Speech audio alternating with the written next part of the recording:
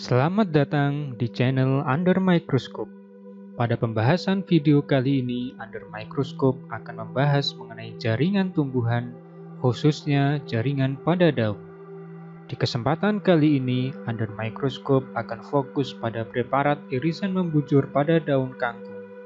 Kangkung memiliki nama ilmiah Ipomoea aquatica yang banyak dijumpai pada daerah rawa-rawa yang dapat tumbuh dengan subur. Pada video ini, Anda akan saya perlihatkan bagaimana bentuk irisan tipis secara membujur pada bagian atas dan bawah dari daun kangkung.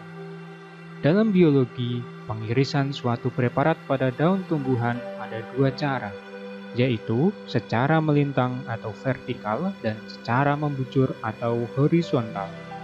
Kedua irisan ini harus sangatlah tipis agar mudah diamati di bawah mikroskop.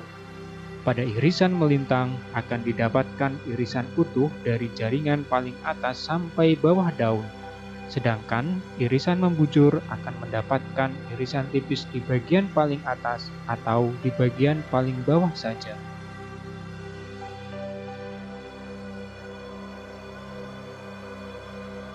Perhatikan ilustrasi ini. Pada irisan longitudinal dan irisan transversal merupakan irisan melintang, sedangkan pada irisan paradermal merupakan irisan membujur pada daun.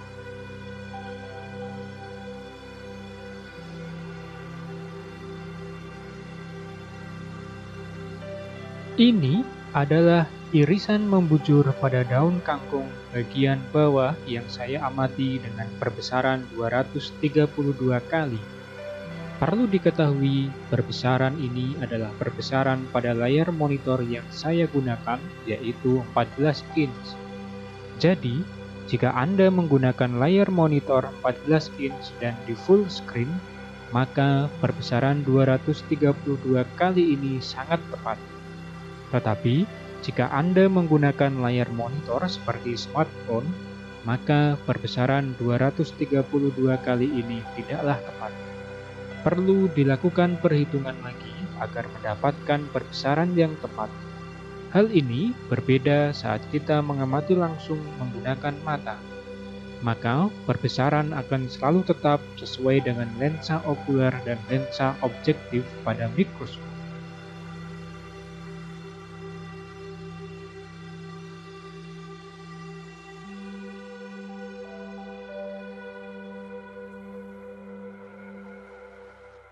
Perbesaran 927 kali terlihat jelas adanya stomata.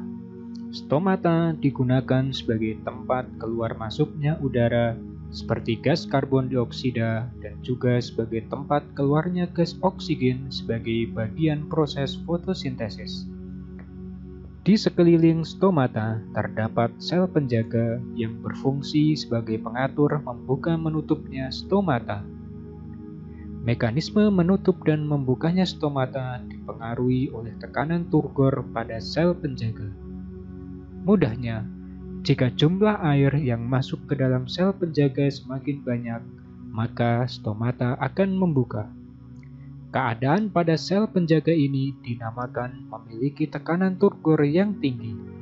Sebaliknya, jika jumlah air yang berada di dalam sel penjaga semakin sedikit, maka stomata akan menutup.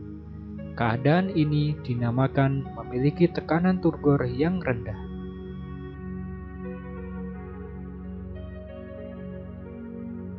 Untuk lebih jelasnya, perhatikan anak panah merah. Stomata merupakan lubang yang berada di tengah-tengah. Bagian ini dapat terlihat menutup dan membuka. Sel penjaga yang memiliki bentuk seperti bulan sabit di kanan dan kiri dari stomata. Sedangkan sel-sel di kelilingnya adalah sel epidermis yang merupakan sel tetangga.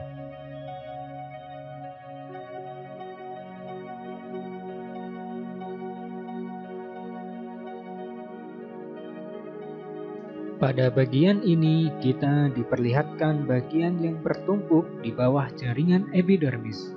Ini adalah jaringan parenkim spons. Bersama-sama dengan parenkim palisade menjalankan fungsi fotosintesis. Maka dari itu, bagian ini terlihat berwarna hijau karena mengandung klorofil.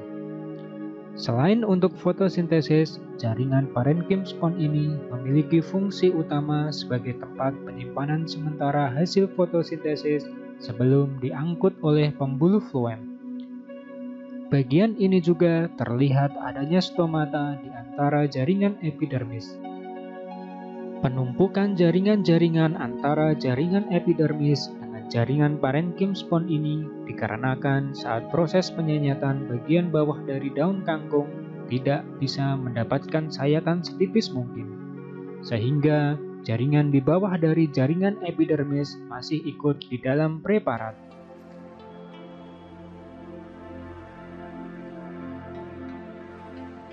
Mari kita beralih pada sayatan membujur pada bagian atas daun kangkung. Pada perbesaran 93 kali ini hanya terlihat warna hijau dan serabut pertulangan daun kangkung. Bagian tengah yang melintas seperti jalan raya ini adalah serabut pertulangan daun.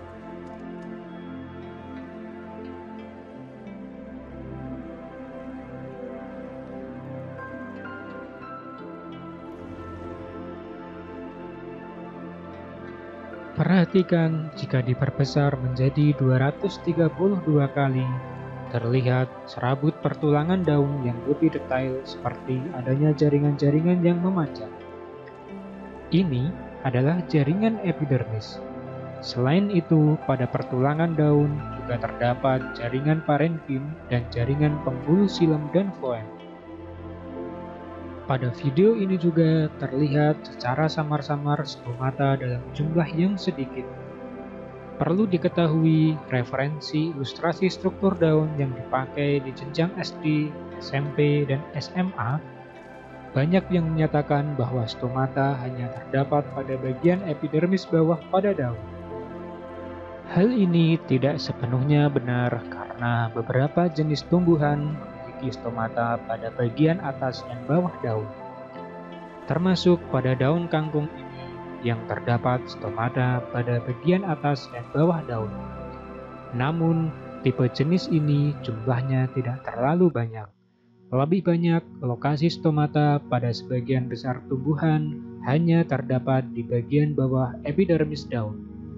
Jika ingin lebih tahu jenis-jenis stomata, silahkan klik di deskripsi dari video ini. Sudah saya sertakan referensi pendukung untuk tipe-tipe stomata pada daun.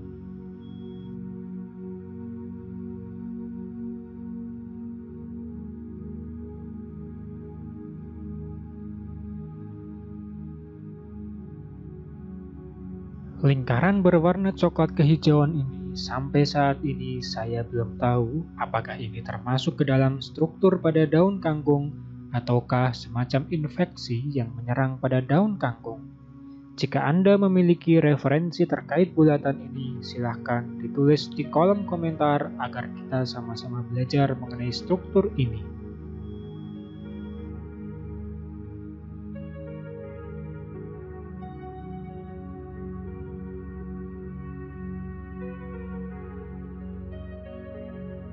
Perhatikan, ada seperti yang bergerak-gerak bebas pada permukaan sel epidermis. Ini adalah bakteri. Jika dilihat sekilas, bakteri ini memiliki bentuk lonjong. Bentuk ini dinamakan dengan basil. Lebih tepatnya adalah monobasil. Dinamakan monobasil karena bakteri tidak berkoloni, namun hanya terdiri dari satu individu saja. Bakteri memang dapat dijumpai di mana saja dalam jumlah yang sangat besar. Jadi, jangan kaget jika pada daun kangkung yang saya amati terdapat bakteri.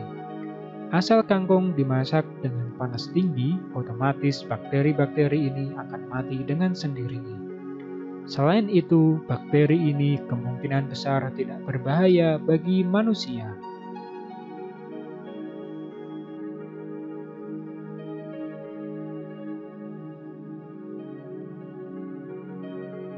Terima kasih sudah menonton video di channel Under Microscope. Semoga channel Under Microscope ini dapat berkembang dengan baik lagi. Mohon dukungannya dengan cara subscribe, like, dan share di media sosial yang Anda miliki. Kami sangat berterima kasih sekali karena Anda sudah mendukung agar channel Under Microscope ini menjadi channel hiburan, penambah wawasan, pendidikan, dan channel yang beda dari yang lainnya.